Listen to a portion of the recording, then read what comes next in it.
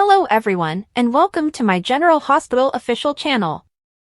I hope everyone is having a wonderful day. Before we begin, please hit the subscribe button and give this video a thumbs up. Today on General Hospital, Terry informs Lulu of her problem, Violet bids her farewell, and Holly faces the music alongside Robert. Terry informs Laura on today's episode of General Hospital that Lulu's surgery may have a problem.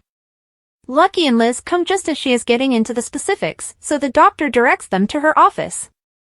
Lulu has portal vein thrombosis, which makes successful surgery exponentially more difficult.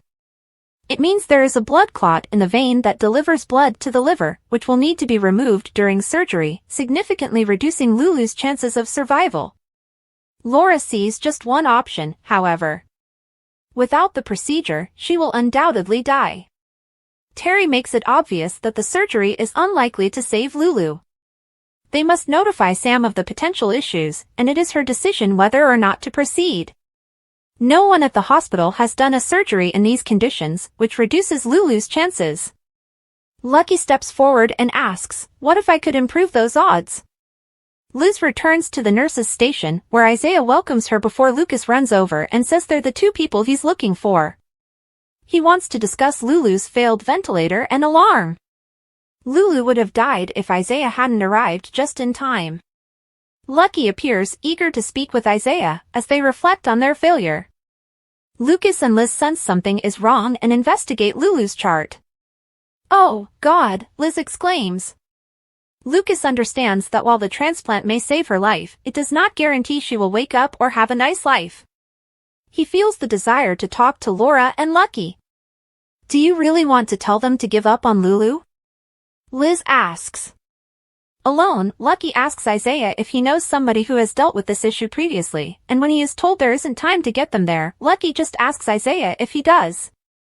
Although the patient was able to survive, he ended up in Africa after failing another family he had committed to support. He left to practice fundamental medicine rather than make unrealistic promises. Lucky isn't asking Isaiah to save Lulu just to try. Isaiah believes it will take a miracle for her to survive, but Lucky demands that he either tell him there is no hope or try. Kevin enters the chapel, where Laura sits in a pew. "Today was awful," she says. He claims she has had to be strong for others, but now it is her turn. He is there for her. Laura will be strong, too, because Lulu is struggling to get back to her. "You've never given up hope that Lulu would survive," Kevin tells me. She tells him she's not a hero. She's just her mother. Dante arrives at Cody's, gets offered a beer, and tells his friend about Sam and Lulu. Cody is overjoyed when Dante reveals he's feeling bad about spending all of his time with Lulu rather than Sam because she's having a terrible time at home. And now we're asking Sam to make this sacrifice. Lulu was wonderful, but she is Dante's past, whereas Sam is his present and future. Dante asks Cody to take the kids on a trail ride while they are at the house. "Yes, of course. Dante, everything is going to be okay." Sam greets Jason and Drew and informs them about Lulu's failing liver and her eligibility for donation. She would like Scout and Danny to remain with the Quartermains while she is in the hospital for about a week to heal. And she wants both fathers to spend as much time with their children as possible. They promise to do exactly what you ask. They both praise her for doing this, and Sam says she'll say her goodbyes to the kids and look for Dante. "Thank you, again." Jason and Drew gaze at each other as she walks away. Holly stumbles through a deeply sensitive matter with Robert in his office. However, before she can say anything else, Robert informs her that Sasha has already arrived. They performed a DNA test, and Holly no longer needs to lie while they await the findings. "Do you want to tell me how this all happened?" Holly had no intention of deceiving him, but when she found out she was pregnant, she assumed he had died.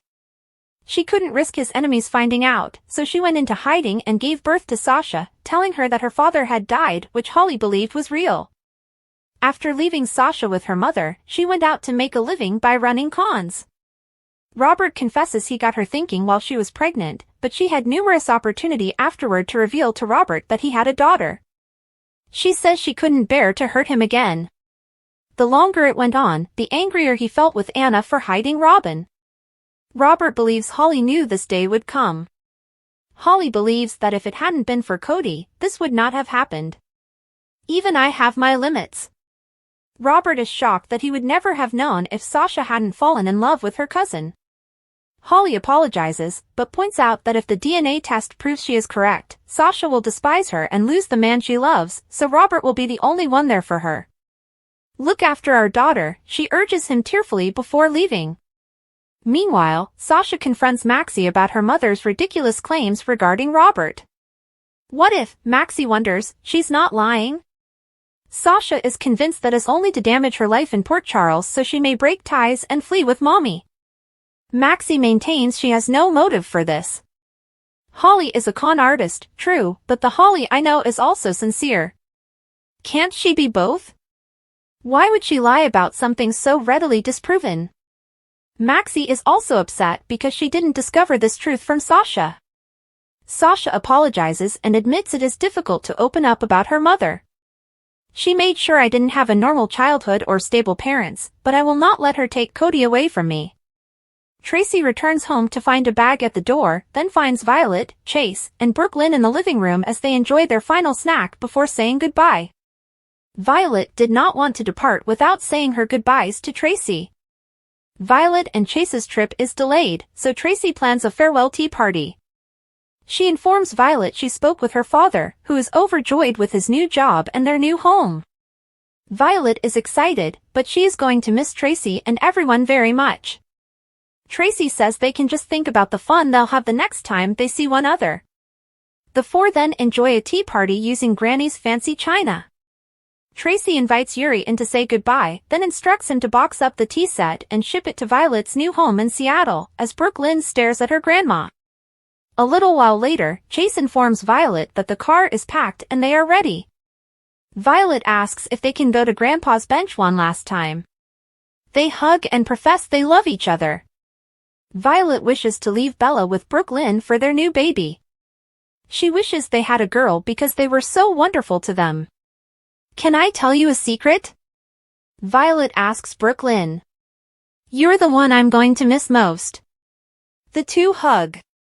In the final seconds of the show, Brooke Lynn says farewell to a tearful Violet, telling her that she loves her to the moon and back. Tracy then describes her as a very unique young person, and I am blessed to have gotten to know you so well. Violet claims she knows it's Monica's house because Alan donated it to her, but you make it feel like home. More than 6 months have passed since General Hospital condemned Spencer Cassadine to his drowning fate, and actor Nicholas Alexander Chavez has made a name for himself in primetime. While that is a short amount of time in real life, it is an eternity in soap opera land. Trina Robinson, Spencer's bereaved girlfriend, may now be regaining her energy. Jens Austin Astrup, a Gossip Girl veteran, has been cast as the beautiful Kai, who will meet Trina at Port Charles University. Our sister site Deadline, which broke the news, also revealed that the daytime newcomer will debut in November. In addition to Max's Gossip Girl, the rising star has acted in a few short films and, as a child, 2 episodes of The King of Queens. Astrup's casting comes while the revolving door at General Hospital is truly spinning. Alexa Havens, who played Babe on All My Children, will shortly make her debut as a recast Lulu Spencer. Emma Samms and Jonathan Jackson recently returned their roles as Holly Sutton and Lucky Spencer respectively. Sandy Wilson has taken over as Dr. Isaiah Gannon, followed by Van Hansis as a recast Lucas Jones and, last, Scott Reeves as Liz Weber's brother, Steve. Perry Shin reprises his role as Brad. According to General Hospital spoilers, Christina Corinthos Davis has been publicly criticizing Ava Jerome and vowing to make her pay, which is the last thing she should be doing. Alexis Davis cautioned Christina that she was giving Rick Lansing precisely what he wanted, which may jeopardize the case against Ava. Similarly, Molly Lansing Davis is concerned that Christina is making mistakes that could allow Ava to escape off the hook. If Ava does not receive justice in court, Christina may be tempted to take matters into her own hands. This is more true now since Christina is about to receive a severe blow. Christina will be devastated by Sam McCall's impending death, which will only exacerbate her suffering. Christina had already tried to grieve over her baby and found a way to move on. Christina's loss of Sam may push her over the edge, allowing her to do anything. It's easy to envision Christina concluding that people like Ava shouldn't be allowed to live after Sam died after donating a portion of her liver to Lulu Spencer. Sam will not survive her recent hospital visit, whether it is due to medical issues or something more sinister, such as Cyrus Renault's plot. As Christina grips with the weight of the revelation, she may crumble and snap. Could Christina get her hands on another weapon and unleash even more chaos? Christina may track down Ava and attempt to take her life. If Christina admits Ava to the hospital next, she may be arrested again. It could leave Alexis and Sonny Corinthos with yet more mess to clean up, but Christina may ultimately be excused owing to temporary insanity. Whatever the case, the writers on GH have made Christina appear completely insane in her confrontation with Ava. Perhaps Ava should be concerned about bodily harm once Christina loses Sam and becomes even more unglued. According to General Hospital spoilers, some unexpected twists are on the horizon for Ava, so stay tuned for more predictions on all of the chaos and updates on the next chapter of the tale. Felicia and Holly went to the Port Charles Grill for dinner. Holly was browsing through a magazine when she came across a deception advertisement. Felicia explained that the man in the advertisement was Mac's long-lost son, Cody. Holly was impressed. Felicia offered to have Holly over for supper so she could meet Cody. Felicia updated Holly on the Cody saga, including how Cody saved James' life, cementing Mac and Cody's father-son relationship. Holly appeared astonished to learn that Sasha Corbin was Cody's girlfriend, and she returned her gaze to the deception advertisement. Holly appeared concerned by all Felicia told her about Sasha. She was curious that this woman had given up modeling to work as the Quartermaine cook and was dating a man who was good with horses and children.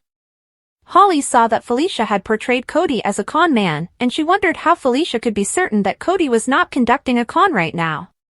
Felicia stated she wasn't sure at first, but she had grown to trust Cody and was certain he was a Scorpio. Diane informed Robert that she needed to leave for a meeting with a judge. Mac stopped in before Diane departed and asked to speak with Robert alone. Before leaving, Diane expressed her excitement for dinner and dessert. Robert informed Mac that he didn't have to worry about Holly, pointing to the gorgeous redhead who had just departed. Love General Hospital, B&B, Days, or other soap operas? Join the debate on our SC forums. Click here to interact with fans and participate in debates immediately. She is the only woman I really want to be with, Robert stated. Mac was relieved to hear that, but he feared Robert would be pulled to Holly. Mac pointed out that Holly was still a con artist who concealed secrets. When you've been in business for as long as the two of us have, you can tell when someone is lying. You can feel it, Mac explained. Diane returned after Mac had left and asked what he wanted. Robert informed her that Mac was certain he was still hooked up on Holly. Diane inquired if Mac was correct, but Robert responded no. Holly is my past. You are my future and present, Robert murmured as he leaned in for a kiss. In the Quartermaine living room, Sasha overheard Michael on the phone discussing his support for the New Tomorrow Institute. When he hung up, she mentioned how generous he was. Sasha immediately launched into her presentation for Cody. She informed Michael that Cody intended to buy Serenity and transform it into an animal refuge. Sasha was dismayed when Michael said he couldn't assist. Sasha was mortified that she had even asked. Michael explained that he would have given her the money, but he did not believe he knew Cody well enough to invest that much money. Tracy entered the room after Michael had departed, shocked that Sasha had requested for money from him. Sasha informed Tracy that the money was for Cody to purchase Serenity and pursue his aspirations. Sasha admitted that Cody had no idea she had urged Michael to invest. I knew that me asking Michael was better than the alternative, she stated. Tracy inquired about the alternatives. Cody is asking you for money, Sasha revealed. Sasha told Tracy that Cody didn't want her to think he was simply another man looking for her money. Tracy was not amused by Sasha's intentions and reminded her of her proper role. Asking my nephew for money was extremely inappropriate. You are not a visitor here, you are an employee, Tracy said. If something like this happens again, you will look for work elsewhere. When Sasha was alone, the doorbell rang. Sasha opened it and discovered Holly. "What are you doing here, Mother?" a surprised Sasha inquired. Jason arrived at Anna's workplace, but neither of them understood why he was there. Brennan strolled in unexpectedly and announced that he had summoned Jason. He had news for Anna and Jason. Sidwell was not among the dead bodies discovered by the WSB at his compound. Brennan warned Anna and Jason about the hazards of Sidwell being alive and hiding, waiting to pounce. Jason didn't appear to see the huge concern until Brennan informed him that the pilot Brennan had hired to get them out of Africa had been killed. Anna was frightened by the news and tried to argue that it might not have been related to Sidwell. Thanks for watching. If you like this video, so please don't forget to subscribe my channel and don't miss any update.